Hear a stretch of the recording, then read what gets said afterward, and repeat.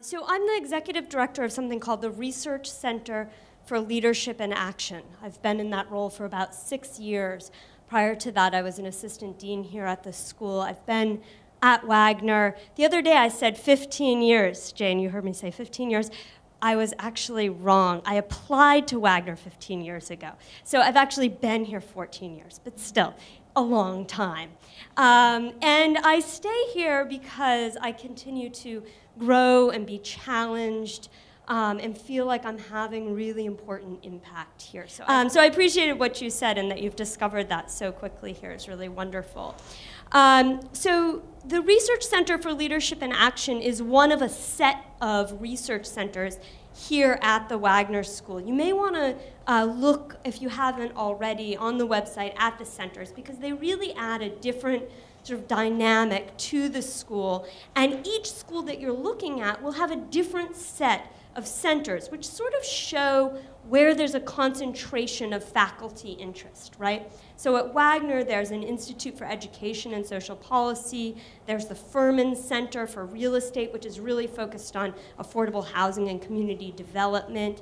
There's our Leadership Center. There's the Rudin Center for Transportation, and the Financial Access Initiative, which is about microfinance.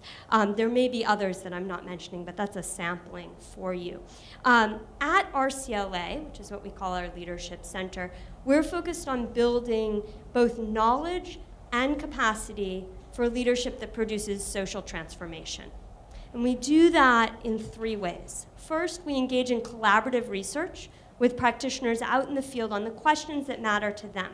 So we're looking at leadership diversity. What does it take to achieve racial diversity at the top of public service organizations?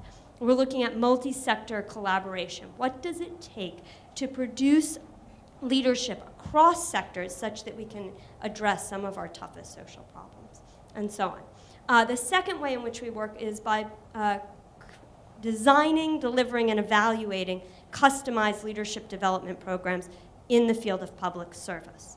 So those are 2 pieces of work we do outside the boundaries of the university. We then take the knowledge that we gain doing that work in the field, and we bring it inside, and we run programs for students, and we teach courses. So our faculty director, Sonia Ospina, teaches a class on leadership and social transformation. I teach the strategic leadership class, which is really about organizational leadership. It's not about you as an individual, as these students wonderfully said. It's really about how does leadership happen in organizations. And what we mean by leadership, the work of leadership, is how do you set direction? How do you really articulate the future that you truly desire, that you want to achieve for yourself and for the world, for your family? How do you build commitment among a diversity of stakeholders so that they can move forward toward that different future? How do you get alignment? I think this is the trickiest step. How do you get people working separately to align their actions in a strategic way such that you can make progress toward that future? And finally, how do you achieve results? So if you don't actually produce something with your leadership, right? Is it worth anything? I don't think, really, right? And we're very focused on results. And so we talk about theory of change, right, in our class. And then you can take class on performance management and go further and so on. So as Margaret said, we use the word lens a lot. I had it in my mind I was going to use the word lens. And then you said that, and I thought, oh gosh, maybe I shouldn't use it, but I'm going to use it anyway. So this program, you've heard a little bit about what makes it unique. You can customize it. You're studying with people with very diverse interests. It's flexible. You can go at your own pace. There's a global component that, NYU is now a global network university with locations all around the world. You can tap into all of that. But this program also has a leadership lens to it. That's why we have those 2 bookend classes. This is not a master's in leadership, nor is it a leadership fellowship. Some of you may be looking at those kinds of things or may have done those kinds of things in the past. However, it is a master's degree program that has a leadership lens. Why? Because today we are living in a world that is characterized by volatility, right? That there's a lot of rapid change going on. It's uncertain, complex, right? It's a very complex world that we're living in. And what we all, I think, want to work on are what we call wicked problems. Those are problems to which there is no known solution. How do we reverse climate change? How do we reform our education system so every child has the possibility of learning and achieving in life, right?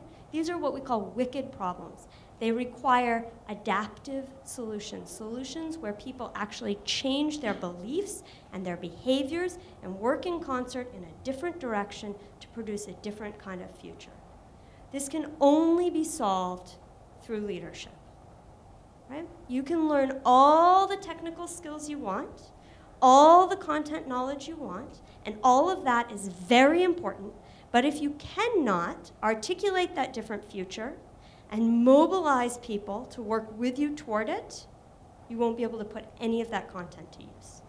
And so that is why we put a leadership lens on this program, why we start with strategic leadership and end with leadership confronted, and give you all the space in the middle to develop the content knowledge and the technical skills you need through the other coursework, so that you can provide the leadership you want on the issues you care about and have a big impact in the world when you leave.